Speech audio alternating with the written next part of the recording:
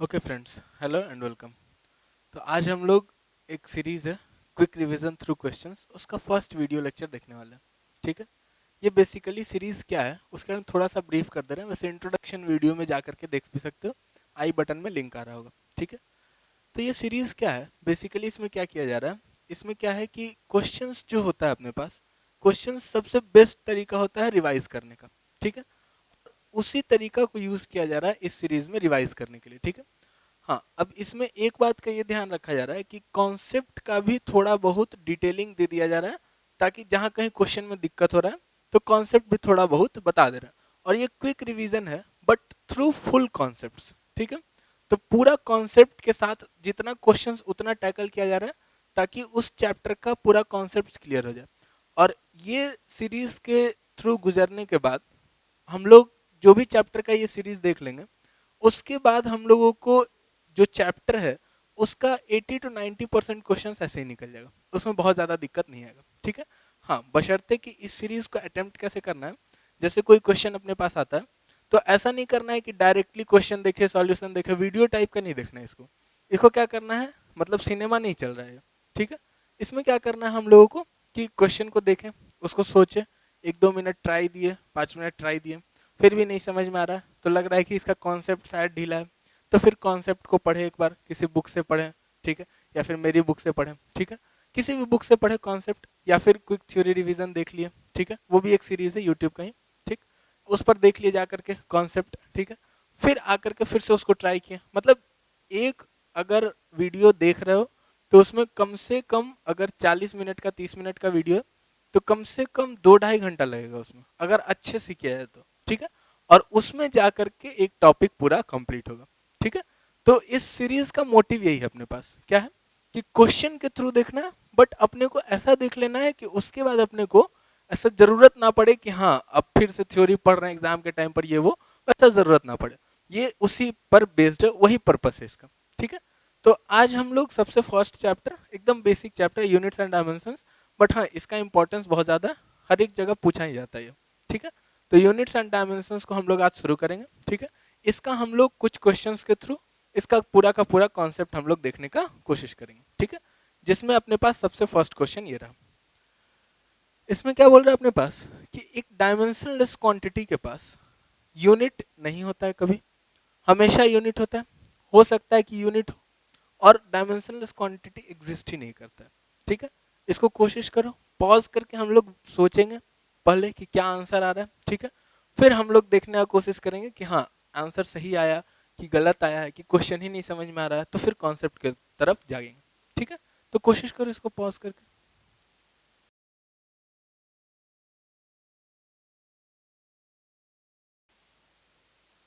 Okay, अब इसमें क्या बोल रहा है, एक डायमेंशनलेस क्वांटिटी।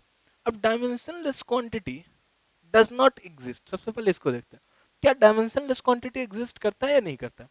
तो एग्जिस्ट तो करता ही है। जैसे अगर हम लोगों को एंगल देखना है, एंगल, प्लेन एंगल, तो एंगल जैसे होता है वो क्या होता है, आर्क लेंथ अपॉन रेडियस होता है। ठीक है, तो आर्क लेंथ अपॉन रेडियस, तो ये क्या हो गया अपने पास, डायमेंशनलेस क्वांटिटी हो गया। ठीक है, तो आर्क लेंथ अपॉन रेडियस यानी कि एल अपॉन एल, तो ये कितना हो गया, एल की पावर 0, और बाकी सब में तो 0 था ही, तो ये डायमेंशनलेस क्वांटिटी हो गया। तो एग्जिस्ट ना करे ऐसा तो नहीं हो रहा। ठीक है, उसके बाद क्या बोल रहा है अपने पास, never has a unit. Unit कभी नहीं होगा डायमेंशनलेस क्वांटिटी के पास, यूनिट कभी नहीं होगा, ऑलवेज हैज ए यूनिट। अच्छा, एंगल को ही अगर देखा जाए तो एंगल को हम लोग कैसा दिखाते हैं, 60 डिग्री, या फिर यही होता है क्या, π/3 रेडियन। ठीक है, π/3 रेडियन, इसको यूनिट तो है इसका, क्या यूनिट है इसका, एंगल का यूनिट जो है, यूनिट अपने पास दिख रहा है। यूनिट क्या दिख रहा है अपने पास, डिग्री या फिर रेडियन। ठीक है, डिग्री ऑब्लिक रेडियन। ठीक है, तो एंगल मेजर्ड का यूनिट तो दिख रहा है, तो नेवर हैज अ यूनिट ऐसा तो नहीं है, यूनिट तो है इसका। ठीक है, तो नेवर हैज अ यूनिट भी नहीं है। बी में बोल रहा है ऑलवेज हैज अ यूनिट, हमेशा ही यूनिट होगा। डायमेंशनलेस क्वांटिटी का हमेशा ही यूनिट होगा, कोई जरूरी नहीं है। जैसे अगर बोला जाए कि यहाँ से कहीं का डिस्टेंस, जैसे यहाँ से मान लेते हैं कि दिल्ली का डिस्टेंस और यहाँ से मुंबई का डिस्टेंस। ठीक है, तो यहाँ से दिल्ली का डिस्टेंस और यहाँ से मुंबई का डिस्टेंस का अगर रेशियो लिया जाए तो उसका कोई यूनिट नहीं होगा, ठीक है। मीटर मीटर कैंसल आउट हो जाएगा, उसका कोई यूनिट नहीं होगा, ठीक है। जैसे एनर्जी का रेशियो बोला जा रहा है, जैसे मान लेते हैं कि एक बॉल को फेंके हम, दीवार पर जाकर के टकराया, ठीक है, टकराने के बाद वापस आया, ठीक। तो जाने टाइम पर कुछ एनर्जी रहा होगा, आने टाइम पर कुछ एनर्जी रहा होगा। तो अगर उस एनर्जी का रेशियो ले final energy divide by initial energy, ठीक है, तो वो भी अपने पास क्या हो जाएगा, यूनिटलेस क्वांटिटी हो जाएगा और साथ ही साथ डायमेंशन लेस भी हो जाएगा, ठीक है। तो ऑलवेज हैज अ यूनिट भी कोई जरूरी नहीं है। तो इसका ऑप्शन क्या हो गया, may have a unit, unit हो भी सकता है नहीं भी हो सकता है, ठीक है। डायमेंशन में अपने को एक दो चीज इंपॉर्टेंट है, एक तो डायमेंशनलेस क्वांटिटी को समझना इंपॉर्टेंट है, एक और चीज ये इंपॉर्टेंट है कि डायमेंशन का जब हम लोग यूज करते हैं तो उसमें अपने पास दिक्कत कहाँ कहाँ आता है। जैसे अगर homogeneity of dimensions in equation use कर रहे हैं तो उसमें दिक्कत क्या आता है, जैसे होमोजेनिटी को हम लोग as a test of equation physical correctness का टेस्ट हम लोग मानते हैं, तो उसमें क्या लिमिटेशन है कि अगर क्वांटिटी डायमेंशन, अगर दोनों साइड का क्वांटिटी का डायमेंशन इक्वल है, ठीक है, एलएचएस आरएचएस का डायमेंशन इक्वल है, अगर इक्वेशन होमोजेनस है डायमेंशन में, ठीक है, तब भी कोई जरूरी नहीं है कि वो इक्वेशन एक्चुअली में भी करेक्ट हो। हाँ, अगर इक्वेशन डायमेंशनली इनकरेक्ट है तब वो एक्चुअली में इनकरेक्ट होगा, ठीक है। तो लिमिटेशंस को समझना बहुत जरूरी है, एक वो लिमिटेशन है और लिमिटेशंस है, जैसे हम लोग डायमेंशन का यूज हम लोग यूनिट कन्वर्जन में करते हैं, ठीक है, जिस पर अपने पास नेक्स्ट क्वेश्चन है, ठीक। तो यूनिट कन्वर्जन में जब हम लोग डायमेंशंस का यूज करते हैं तो उसमें अपने को बेस क्वांटिटी का जो कन्वर्जन रेट है वो अपने को पता होना चाहिए, ठीक है। वैसे ही जब हम लोग इक्वेशन डिराइव करने में उसका यूज करते हैं, ठीक है, फिजिकल क्वांटिटीज में रिलेशन निकालने में यूज करते हैं, वहां पर भी उसका लिमिटेशन है, ठीक है। तो ये हम तुम लोग के लिए छोड़ देते हैं कि वहां पर क्या लिमिटेशन है वो अपने से देखना है, ठीक है। तो इसको हम लोग नोट कर लेते हैं, फिर हम लोग आगे देखते हैं।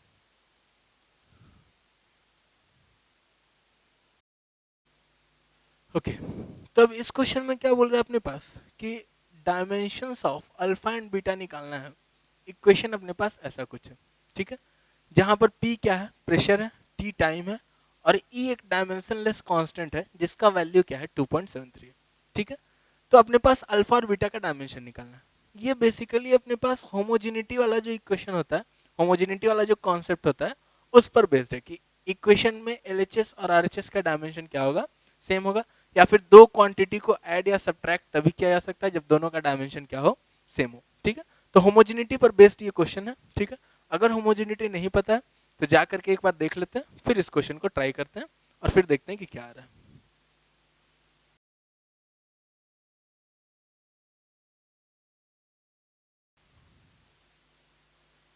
ओके, तो अब इसमें अपने पास क्या बोल रहा था, अल्फा बीटा का डायमेंशन निकालने बोल रहा था। तो सबसे पहले अगर देखा जाए तो अपने पास इसका डायमेंशन और इधर राइट हैंड साइड का डायमेंशन तो सेम होगा, ये तो अपने को समझ में आ रहा है, ठीक है। और ये जो टर्म है ई रेज टू समथिंग, इसमें ये वाला जो टर्म है ये डायमेंशनलेस होगा। क्यों ये वाला टर्म डायमेंशनलेस होगा, समझाते हैं अभी। ये वाला टर्म डायमेंशनलेस होगा, क्यों होगा, तो ई की पावर, मान लेते हैं ई की पावर यहाँ पर है माइनस अल्फा टी स्क्वायर, ठीक है। तो ई की पावर जब भी होगा तब कोई नंबर ही होगा, ई की पावर 2, जैसे 2 की पावर, तो 2 की पावर क्या रखेंगे हम, कोई नंबर ही रखेंगे, 2 की पावर 1, 2 की पावर 5, 2 की पावर 5/2 ऐसा करके, ठीक है। तो ई वैसे ही कोई कांस्टेंट है तो इसका पावर जो होगा ये हमेशा माइनस अल्फा टी स्क्वायर हमेशा क्या होगा, डायमेंशन लेस ही होगा, ठीक है, क्योंकि ये क्या है, नंबर है, तो डायमेंशन लेस नंबर ही होगा, ठीक है। सिमिलरली जैसा हम लोगों को ये बहुत सारा चीज इसमें देखना, जैसे साइन, साइन के अंदर जैसे मान लेते हैं साइन एक्स लिखा हुआ है, तो एक्स जो है, एक्स जब भी है एंगल है, और एंगल जो है वो क्या होता है, एंगल हमेशा क्या होगा, डायमेंशन लेस होगा, ठीक है, डायमेंशन लेस, ठीक। सिमिलरली अगर यहाँ पर अपने पास लिए दिया हुआ है लॉग एक्स या लॉग ए, ठीक है, तो लॉग लॉग ए क्या होगा, लॉग के अंदर जो ए है ये ए भी क्या है, एक नंबर है, ठीक है। तो नंबर जो होगा वो फिर से क्या होगा, हमेशा डायमेंशनलेस, तो ये एक डायमेंशनलेस नंबर होगा, ठीक है। तो हमेशा ये बात अपने को ध्यान में रखना है कि कहां पर डायमेंशनलेस क्वांटिटी अपने पास दिख सकता है, ठीक है। तो अब अपने पास माइनस अल्फा टी स्क्वायर जो है उसका डायमेंशन जो है वो डायमेंशनलेस है, यानी कि माइनस अल्फा टी स्क्वायर का जो डायमेंशन है, या फिर बोला जाए तो ये अल्फा टी स्क्वायर के इक्वल है, अल्फा टी स्क्वायर के डायमेंशन के। तो इसका डायमेंशन जो है ये डायमेंशनलेस है, यानी कि इसका डायमेंशन 1 है। या तो हम लिख सकते हैं डायमेंशन इसका m0 l0 t0 है, ठीक है, या फिर हम लिख देते हैं डायरेक्टली कि 1 है, ठीक है। तो यहाँ से अपने पास अल्फा का जो डायमेंशन आ जाएगा वो क्या होगा, 1/t² के डायमेंशन के बराबर होगा, यानी कि अल्फा का जो डायमेंशन होगा वो 1/t² यानी कि t की पावर -2 का इक्वल होगा, ठीक है। t यानी कि टाइम का डायमेंशन, कैपिटल टी टाइम के डायमेंशन को कैपिटल टी से डिनोट करते हैं हम लोग, ठीक है। तो ये t² तो t की पावर 2 ऊपर गया तो t की पावर -2, तो अल्फा का डायमेंशन अपने पास आ चुका है। अब अपने को निकालना है किसका, बीटा का। तो अब अपने पास इधर जो प्रेशर है, चूंकि ये वाला तो डायमेंशनलेस हो गया, तो जो प्रेशर का डायमेंशन है वही डायमेंशन अपना ये अल्फा बाई बीटा का भी तो होगा, ठीक है, क्योंकि एलएचएस और आरएचएस का डायमेंशन क्या होना चाहिए, सेम होना चाहिए, ठीक है। तो अपने पास प्रेशर का डायमेंशन जो है वो अल्फा बाई बीटा का डायमेंशन है। ऑल्सो प्रेशर का डायमेंशन जो है वो इक्वल है अल्फा बाई बीटा के डायमेंशन के, यानी कि बीटा का जो डायमेंशन है वो इक्वल है अल्फा अपॉन प्रेशर के डायमेंशन के, ठीक है। अल्फा का डायमेंशन तो अपने को पता है t⁻², ठीक है, डिवाइडेड बाई प्रेशर का डायमेंशन अपने को लिखना है, ठीक है। तो प्रेशर का डायमेंशन क्या होगा, तो प्रेशर अपने पास, प्रेशर को अगर बेसिक यूनिट में कन्वर्ट किया जाए, बेसिक जो अपने पास बेसिक क्वांटिटीज है, फिजिकल क्वांटिटी जो 7 है, उसमें कन्वर्ट करने का कोशिश किया जाए, प्रेशर का फॉर्मूला क्या होता है, फोर्स अपॉन एरिया। तो प्रेशर हो गया अपने पास फोर्स पर यूनिट एरिया, ठीक है। अब फोर्स का तो डायमेंशन अपने को पता ही है mlt-2, ठीक है, और एरिया क्या है l²। अगर फोर्स का डायमेंशन नहीं भी पता है तो फोर्स को हम लिख सकते हैं क्या, मास टाइम्स एक्सेलरेशन, मास टाइम्स एक्सेलरेशन, ठीक है, डिवाइडेड बाय एरिया को लिख सकते हैं हम लेंथ इनटू विड्थ, ठीक है। तो ये हो गया। फिर अब एक्सेलरेशन का अगर नहीं पता तो मास times velocity by time, acceleration क्या होता है, change in velocity by time, तो उसको हम वेलोसिटी बाय टाइम, क्योंकि चेंज इन वेलोसिटी और वेलोसिटी का डायमेंशन क्या होता है, सेम होता है, ठीक है। तो इसको वेलोसिटी बाय टाइम लिख सकते हैं। यहाँ पर देखते हैं मास टाइम लेंथ विड्थ, ये सब तो अपने पास बेस क्वांटिटी में पहुंच गया। मास का डायमेंशन m हो जाएगा, टाइम का t, लेंथ और विड्थ दोनों ही लेंथ है तो इसका डायमेंशन l हो जाएगा, ठीक है। वेलोसिटी, वेलोसिटी को क्या लिख सकते हैं, डिस्प्लेसमेंट बाय टाइम, तो यहाँ से लिखा जा सकता है mass into displacement by time square divided by l into B, ठीक है। यहाँ पर डायरेक्टली हम लिख सकते थे फोर्स का mlt-2, अपने को पता था तब, अगर नहीं किसी को पता है उसके लिए हम ये कहानी कर रहे हैं, ठीक है। तो मास का क्या हो जाएगा m, डिस्प्लेसमेंट का क्या हो जाएगा l, टाइम स्क्वायर का क्या हो जाएगा t-2 divided by length into width यानी कि l², वही कहानी आया। तो यहाँ से हो गया m l-1 t-2, ठीक है। तो ml-1 t-2 अपना किसका डायमेंशन हो गया, प्रेशर का, ठीक। तो उसी को हम यहाँ पुट कर देते हैं ml-1 t-2, ठीक है। तो अब t-2 से t-2 तो कैंसिल आउट हो जाएगा, m ऊपर जाएगा तो क्या बनेगा m की पावर -1 और l की पावर -1 ऊपर जाएगा तो क्या बनेगा l, ठीक है। तो अल्फा का डायमेंशन अपने पास हो जाएगा, सॉरी बीटा का डायमेंशन हो जाएगा m-1l और अल्फा का तो अपने पास था ही क्या, t की पावर -2, ठीक है। और यही अपने को निकालने के लिए बोला था, ठीक। तो इस क्वेश्चन से अपने को बस यही होमोजेनिटी वाला समझना था, ठीक है। और एक चीज ये समझना था कि e की पावर या साइन या लॉग इन सब में क्या होता है, डायमेंशनलेस होता है, ठीक है। तो ये कहानी डायमेंशनलेस नंबर होता है इसके अंदर में या डायमेंशनलेस एंगल होता है इसके अंदर में, ठीक है। तो यही कहानी अपने को इसमें समझना था, ठीक है। तो इसको हम लोग नोट कर लेते हैं, फिर हम लोग नेक्स्ट क्वेश्चन देखते हैं।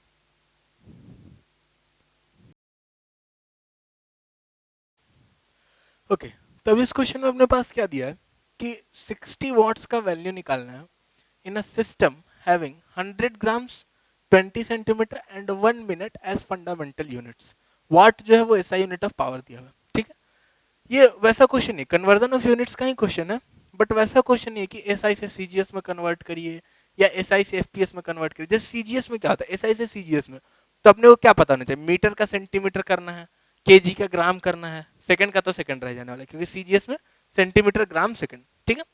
वैसे ही यहाँ पर जो यूनिट है वो यूनिट है, जैसे वहां पर लेंथ का यूनिट 1 सेंटीमीटर होता है तो यहाँ पर लेंथ का यूनिट 20 सेंटीमीटर, ठीक है। वहां पर मास का यूनिट क्या होता है 1 ग्राम होता है, यहाँ पर मास का यूनिट क्या 100 ग्राम है। वहां पर टाइम का यूनिट 1 सेकंड, यहाँ पर टाइम का यूनिट 1 मिनट, ठीक है। तो ऐसा यूनिट इसका अलग है। और इस नए सिस्टम में अपने को ये जो नया सिस्टम क्रिएट हुआ है ये सबको फंडामेंटल यूनिट मान करके इसमें अपने को 60 वाट का वैल्यू निकाल के बताना है। ठीक है, कोशिश करो इसको पॉज करके।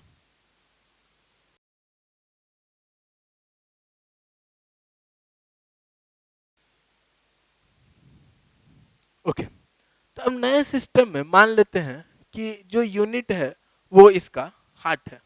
ठीक है, वाट का हार्ट है नया सिस्टम में। ठीक, let unit of power in new system is heart. ठीक है, अब अपने पास हार्ट को कन्वर्ट करना है। ठीक है, हार्ट को किस में कन्वर्ट करना है, वाट में, या फिर वाट को किस में कन्वर्ट करना है, हार्ट में कन्वर्ट करना है। ठीक है, तो बेसिकली हम लोग क्या करेंगे, 1 वाट बाई 1 हार्ट। फिर 1 वाट को हम लोग केजी मीटर सेकंड में लिखेंगे, 1 हार्ट को हम लोग 100 ग्राम्स 20 सेंटीमीटर और 1 मिनट में लिखेंगे। ठीक है, फिर वहां से देखेंगे कि क्या आता है। ठीक, तो अब यहाँ पर अगर 1 वाट बाई 1 हार्ट कन्वर्ट करना है तो यानी कि वाट ऐसा यूनिट ऑफ पावर है। तो पावर को हमको पहले तो पावर का डायमेंशन देखना पड़ेगा कि क्या है, तभी ना हम लोग लिखेंगे। जैसे अगर पावर का dimension let it be ml2t-3 है। ठीक है, अपने को पता नहीं कि क्या है, but let it be ml2t-3 है। ठीक है, तो अपने पास जो वाट हो जाएगा वो क्या हो जाएगा, 1 kg इंटू 1 मीटर का स्क्वायर इंटू 1 सेकंड की पावर -3। ठीक है, तो देखते हैं सबसे पहले कि पावर का डायमेंशन है कितना।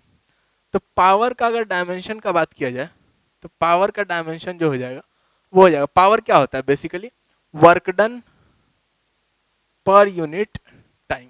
ठीक है, और वर्क डन क्या होगा, force into displacement divided by time. और फोर्स का तो अपने को पता ही है, नहीं पता तो निकाल सकते हम लोग, बेसिक सेम कहानी। ठीक है, तो फोर्स का क्या होता है अपने पास, फोर्स का हो जाता है, तो विच इम्प्लाइज पावर का जो डायमेंशन हो जाएगा, फोर्स का होता है ml t-2 into L upon time. तो ये कितना आ गया अपने पास, ml2t-3। ठीक है, ये अपने पास आ गया। ठीक, अच्छा वही आ गया। ठीक है, जो माने थे वही आ गया। ठीक है, तो अब अपने पास पावर का डायमेंशन अपने पास ये आ गया। ठीक, अब हम लोग लिख सकते हैं क्या, 1 watt, hence 1 watt divided by 1 हार्ट। ठीक है, which is equal to 1 watt को हम क्या लिख सकते हैं, metre M mass 1 kg into length 1 metre का स्क्वायर इंटू टाइम 1 सेकेंड की पावर -3 डिवाइडेड बाई, यहाँ पर 1 हार्ट को, इसमें मास का यूनिट क्या है अपने पास, 100 ग्राम्स है। ठीक है, तो यहाँ पर लिखेंगे 100 ग्राम्स इंटू लेंथ का 20 सेंटीमीटर, तो 20 सेंटीमीटर का स्क्वायर इंटू टाइम का 1 मिनट, तो 1 मिनट की पावर -3। ठीक है, तो विच इज इक्वल टू, अब 1 केजी और 100 ग्राम को कैंसिल आउट करना, तो केजी को ग्राम में कन्वर्ट कर लेते हैं। वैसे तो ये क्लियरली दिख रहा है कि 10 से कैंसिल आउट हो जाएगा। ठीक है, बट केजी को ग्राम में अगर कन्वर्ट किया जाए तो ये आएगा ऊपर में 1000 ग्राम।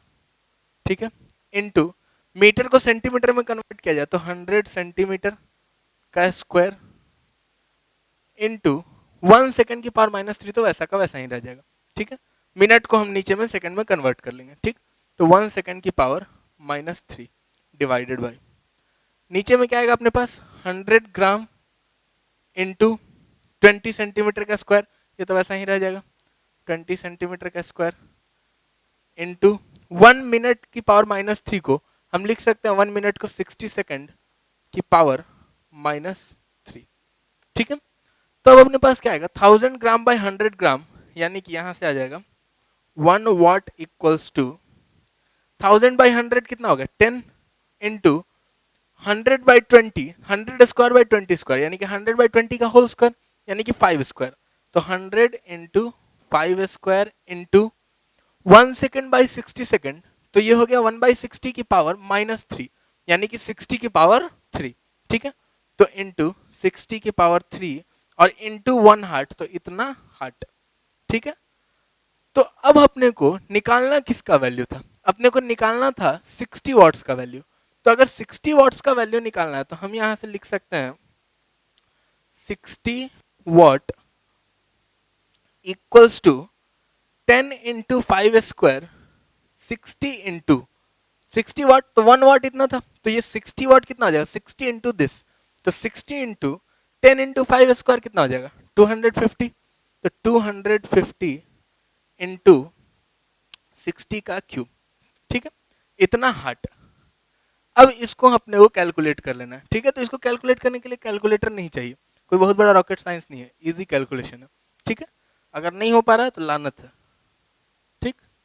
60 वाट जो हो जाएगा वो क्या हो जाएगा, वो अपने पास हो जाएगा 60 इंटू 250 इंटू 60 क्यूब हार्ट, ठीक है, तो इसको जब हम कैलकुलेट करेंगे तो ये आएगा अपने पास 3.24 इंटू 10⁻⁹ हार्ट, ठीक है, तो अपने पास न्यूमेरिकल वैल्यू इसका कितना आ जाएगा, value of 60 watts in system having this, तो यूनिट तो ये हो गया, और इसका न्यूमेरिकल वैल्यू कितना हो गया 3.24 इंटू 10⁻⁹ हार्ट, ठीक है, तो ये अपने पास इतना न्यूमेरिकल वैल्यू हो गया, ठीक, तो यही अपना आंसर हो गया, ठीक है, बन गया था, वेरी गुड, इजी क्वेश्चन था वैसे, ठीक है, इजी भी नहीं था, थोड़ा सा सोचना था कि कैसे बनाना है, ठीक है, बाकी बेसिक था कन्वर्जन ऑफ यूनिट्स वाला, ठीक है, तो इससे हम लोग कन्वर्जन ऑफ यूनिट्स रिवाइज हो गया, इसको नोट कर लेते हैं हम लोग, फिर हम लोग नेक्स्ट क्वेश्चन देखते हैं।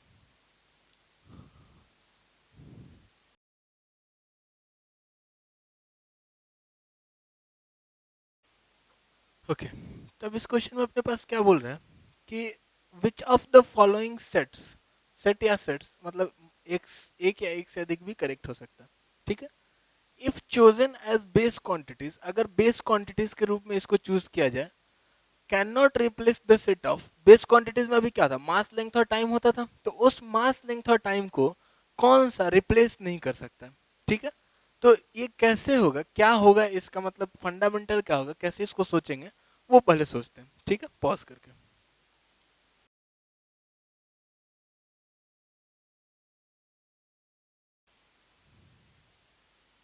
ओके, तो अब इसमें बोल रहा है कि कैसे होगा अपने पास, रिप्लेस होगा कि नहीं होगा, वो कैसे देखेंगे, तो हम लोग के पास अगर मास को मान लेते हैं, मास लेंथ और टाइम को रिप्लेस करना है, ठीक है, अब अगर मास लेंथ और टाइम को रिप्लेस करना है, यानी कि कोई भी डेराइव्ड क्वांटिटी में अपने को मास को हटा करके अपने को फोर्स, टाइम और वेलोसिटी लिखना है, ठीक है, तो मास को हटा करके अगर फोर्स, टाइम और वेलोसिटी के टर्म्स में लिखना है, यानी कि अगर मास को फोर्स, टाइम और वेलोसिटी के टर्म्स में लिखा जा सकता है, ठीक है, तब तो ये रिप्लेस कर सकता है, अगर लेंथ को और टाइम को, तीनों को अगर फोर्स, टाइम और वेलोसिटी के टर्म्स में लिखा जा सकता है तो ये रिप्लेस कर सकता है, और अदरवाइज नहीं कर सकता, ठीक है, तो कोशिश करते हैं लिखने का।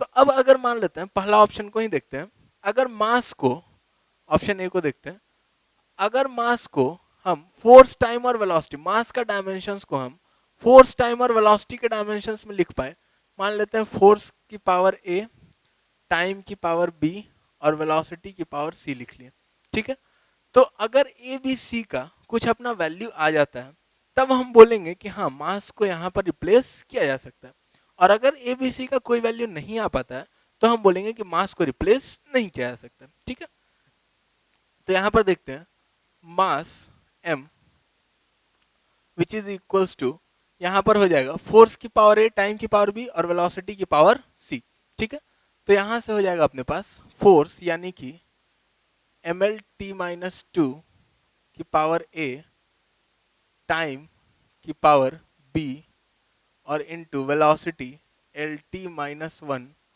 की पावर सी, ठीक है, ऐसा लिखा जा सकता है, ठीक है, तो यहाँ पर अपने पास m का डायमेंशन जो आ गया वो क्या आ गया, वो आ गया अपने पास m की पावर a इधर साइड, l की पावर a प्लस c, यहाँ से a और यहाँ से c, ठीक है, और टाइम की power -2a plus b minus C, ठीक, तो यहाँ से अपने पास क्या हो गया, मास की पावर है, और यहाँ पर क्या था, मास की पावर 1 था, ठीक है, तो यहाँ से अपने पास मिल गया a equals to 1, a plus C का वैल्यू अपने पास क्या आ गया, a प्लस सी का वैल्यू यहाँ से लेंथ की पावर कितना था, 0 था, लेंथ का पावर कुछ नहीं इधर, तो लेंथ की पावर क्या है, 0 है, ठीक है, तो a प्लस सी का वैल्यू क्या आ गया, 0, और -2a प्लस बी माइनस सी का वैल्यू जो है वो भी क्या आ गया अपने पास, 0 आ गया, ठीक है, तो यहाँ से अपने पास आ गया a का वैल्यू 1, a प्लस सी का वैल्यू 0,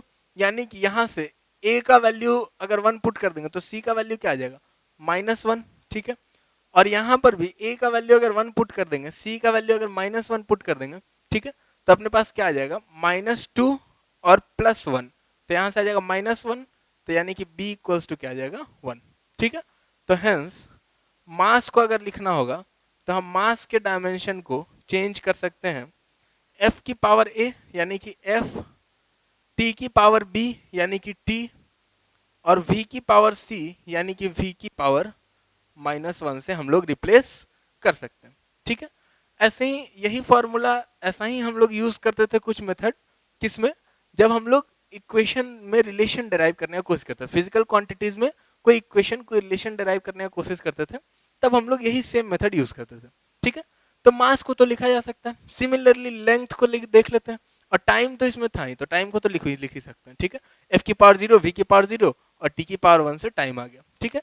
तो मास और लेंथ को अगर देख लेंगे तो हम लोग बोल देंगे अगर मास और लेंथ दोनों लिखा जा सकता है तो a को लिख सकते हैं, नहीं तो नहीं लिख सकते हैं, ठीक है। तो अब a को छोड़ देते हैं, लेंथ को अपन चेक कर लेंगे, ठीक है। और इसमें लिखा जा सकता है मास, लेंथ और टाइम तीनों को लिखा जा सकता है, ठीक है। यानी कि ये ऑप्शन अपना इनकरेक्ट है। पूछ रहा है कैन नॉट रिप्लेस, इस पर ध्यान देना, कैन नॉट रिप्लेस, ठीक है। तो अब दूसरा में आते हैं, लेंथ, एनर्जी एंड फोर्स। इसमें मास को लिखा जा सकता है या नहीं लिखा जा सकता, ठीक है। तो देख लेते हैं, इसमें क्या अपने पास मास को फिर से वही कहानी, लेंथ की पावर a, एनर्जी की पावर b और फोर्स की पावर c, ठीक है। अब यहाँ पर हो गया यानी कि लेंथ की पावर a, एनर्जी की पावर b, यानी कि यहाँ से क्या हो गया लेंथ की पावर a, एनर्जी की पावर b यानी कि mL2t-2 की पावर b, एनर्जी को लिख लिया, हाफ mv² भी लिख सकते हैं, mgh भी लिख सकते हैं, ठीक है। फोर्स की पावर c, फोर्स यानी कि mL2 की पावर c, ठीक है। तो अब यहां से अपने पास क्या आ जाएगा, यहां से आ जाएगा which implies mass equals to m की पावर b प्लस c, ठीक है। इसमें से m की पावर b और m की पावर c, l की power a plus 2b plus c और t की पावर -2b माइनस 2c, ठीक है। तो अब b और c में अपने पास ये दो इक्वेशन है और इसको इसमें पुट करेंगे तो a का वैल्यू आ जाएगा, ठीक है। तो यहाँ से कैलकुलेट करने की कोशिश करते हैं कि b और c आता है या नहीं आता है। तो यहाँ से अपने पास मिल जाएगा which implies b plus c equals to 1, b plus c equals to 1 और comma -2b minus 2c equals to, इधर साइड क्या था 0 था, तो यहाँ से एक और मिल गया -2b minus 2c equals to 0, तो विच इंप्लाइज यहाँ से आ गया b plus c equals to 0। तब b प्लस सी 1 भी हो जाए, b प्लस सी 0 भी हो जाए, ऐसा हो सकता है क्या, ऐसा नहीं हो सकता। तो इसका अपने पास ये इक्वेशन का अपने पास कोई सॉल्यूशन नहीं है। अगर हम कोशिश करेंगे निकालने का तो यहाँ से अपने पास b प्लस सी, तो उसको अगर सब्ट्रैक्ट करेंगे तो अपने पास b और c दोनों ही सब्ट्रैक्ट हो जाएगा, दोनों ही खत्म हो जाएगा, ठीक है। तो इसका अपने पास कोई सॉल्यूशन नहीं है, b और c का कोई भी ऐसा वैल्यू नहीं होगा जिसके लिए b प्लस सी 1 भी हो जाए और b प्लस सी 0 भी हो जाए, ठीक है। तो इसको हम लोग नहीं लिख सकते, यानी कि ये ऑप्शन अपना क्या है, करेक्ट है, कैन नॉट रिप्लेस बोल रहा है, तो इसमें हम लोग नहीं लिख सकते, ठीक है।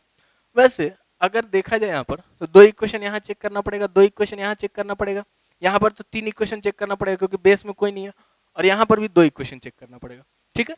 तो ऐसे अगर देखा जाए तो अपने पास टोटल 9 इक्वेशन हो गए चेक करने के लिए, ठीक है। तो 9 इक्वेशन चेक करते करते तो टाइम लगेगा, तो इसको हम लोग बेसिक मेथड से भी कर सकते थे, मतलब ऐसे जस्ट देख करके, जैसे इसमें टाइम तो है ही, ठीक है। वेलोसिटी अगर है तो वेलोसिटी को हम लिख सकते हैं, वेलोसिटी क्या होता है, लेंथ अपॉन टाइम होता है, ठीक है।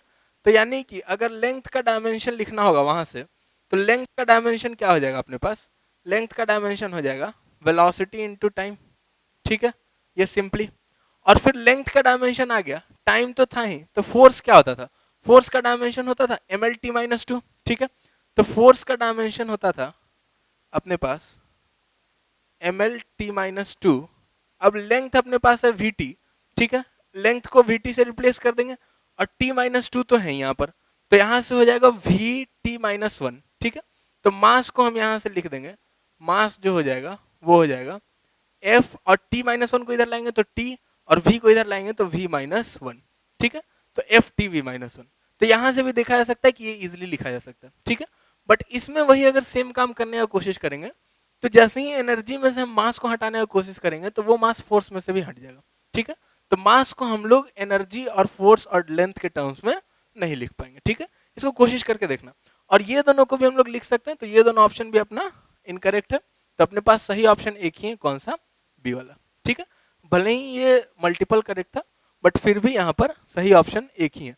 और ऐसा हो सकता है, ठीक है, सही ऑप्शन मल्टीपल करेक्ट में से एक भी हो सकता है, ठीक है। तो इसको हम लोग नोट कर लेते हैं, फिर हम लोग आगे देखते हैं।